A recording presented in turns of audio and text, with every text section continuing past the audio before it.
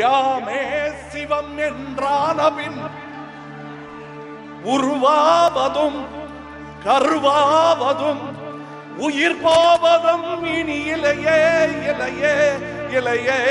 ஓ 24 நாடிகளை கூட்டுவது குண்டலனை யோகம் என்றே கொள்வோம். நல்லவராய்க்கினம் வாழுவதும் யோகம் என்றே சொல்வோம்.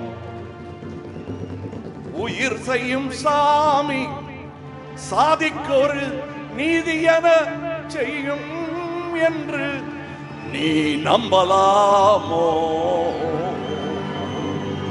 சோதரா? ஓ சோதரா,